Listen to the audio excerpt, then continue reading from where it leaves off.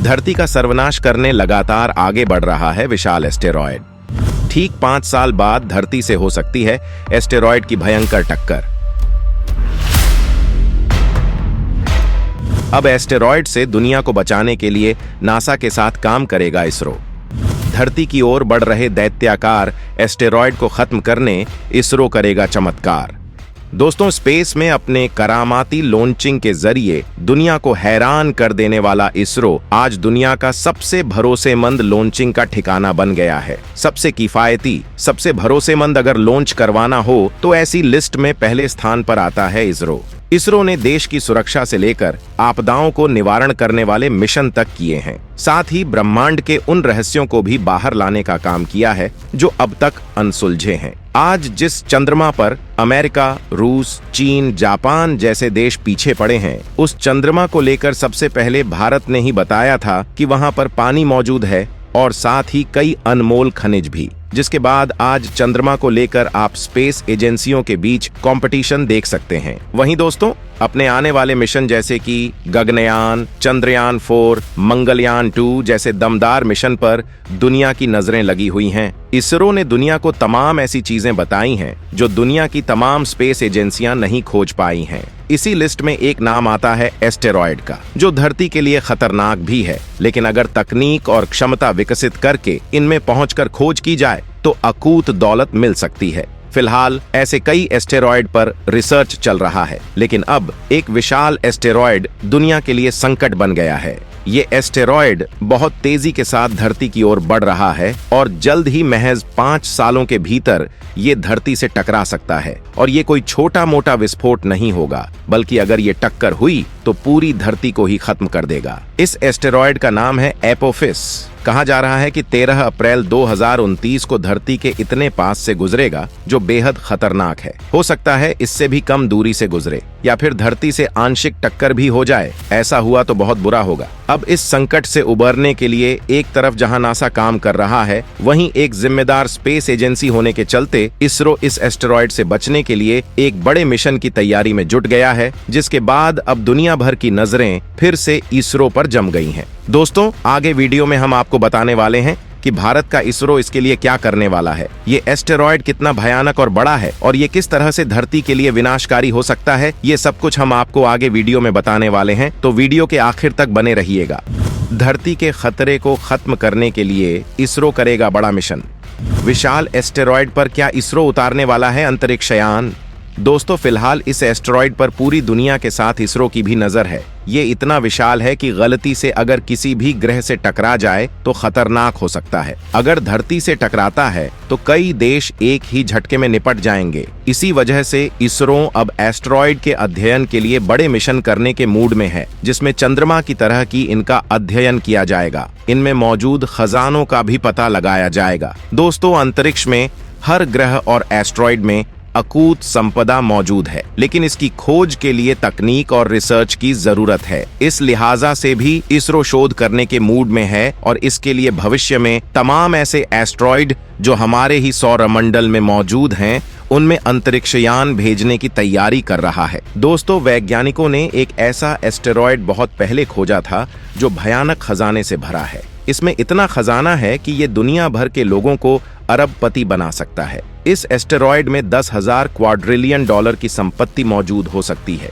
जो बहुत ज्यादा है। इसके बारे में नासा ने तमाम बड़े शोध किए हैं, जिसके चौंकाने वाले तथ्य सामने आए हैं। दोस्तों, नासा ने रिसर्च में पता लगाया है कि ये एस्टेरॉयड 124 मील चौड़ा अंतरिक्ष चट्टान है, जो एस्टेरॉयड बेल्ट में सूर्य की परिक्रमा करता है। ये मंगल और बृहस्पति के बीच एक डोनट के आकार का क्षेत्र है, जिसमें 10 लाख से ज्यादा चट्टानें तैर रही हैं। अब अमेरिकी अंतरिक्ष एजेंसी नासा इसके लिए मिशन पर जुट गई है और इसके लिए 2026 में अंतरिक्ष यान भेजा जाएगा। इस बात का पता लगाने की कोशिश की जाएगी कि इस ग्रह में कितनी धातुएं हैं और इस एस्टेरॉयड का जन्म कैसे हुआ।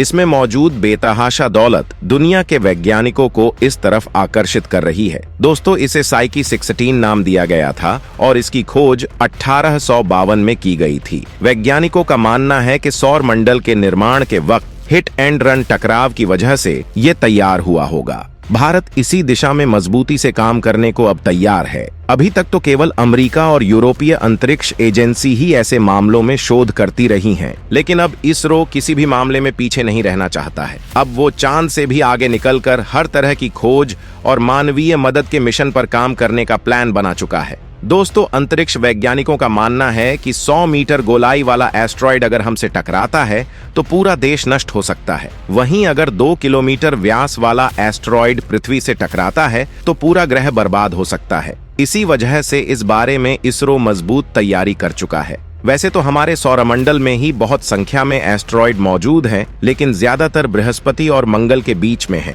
जिन पर शोध किया जाएगा। नजदीक से गुजर रहा एस्ट्रॉयड वैज्ञानिकों को देगा अध्ययन का मौका। सैकड़ों सालों में होती है ऐसी घटनाएं, फायदा उठाने की होगी कोशिश।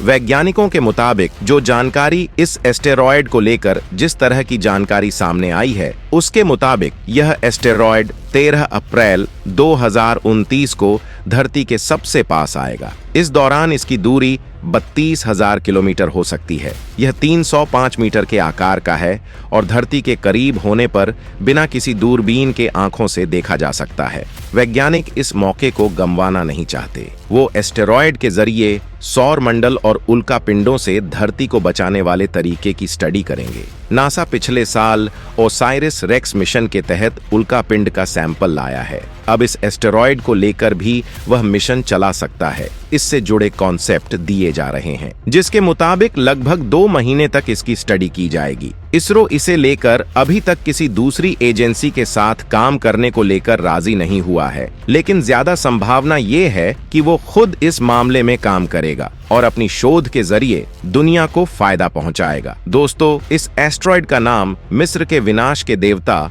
एपोफिस के नाम पर रखा गया है। वैज्ञानिकों का मानना ये भी है कि एस्टेरॉयड टाइम कैप्सूल होते हैं, मतलब यह शुरुआती दुनिया के अवशेष हैं। हमारी दुनिया का निर्माण कैसे हुआ, उसे समझने में इससे मदद मिल सकती है। दुनिया में वक्त वक्त पर तरह तरह के बदलाव होते हैं और इन एस्टेरॉयड का अध्ययन करके उन रहस्यों से पर्दा हटाया जा सकता है। दोस्तों, इस बारे में इसरो चीफ ने कहा है कि जब एपोफिस 2029 में आएगा तो हमें इस एस्टेरॉयड पर जाने और उससे मिलने में सक्षम होना चाहिए। तब यह पृथ्वी के बेहद करीब होगा। यह मानवता के लिए एस्टेरॉयड के साथ काम करने का एक बार का अवसर है। भारत को ऐसे प्रयासों का हिस्सा बनना चाहिए। अभी यह तय करना बाकी है कि भारत किस तरह भाग लेगा। मतलब भारत इसी मौके पर इस एस्टेरॉयड पर अंतरिक्षयान भेज सकता है। अगर भारत ऐसा करने में कामयाब होता है तो ये बहुत बड़ा मिशन बन जाएगा। दोस्तों, अगर एस्टेरॉयड के खतरों से बचने की बात करें तो इसरो प्रमुख एस सोमनाथ के मुताबिक हमारा जीवन काल 70-80 वर्ष है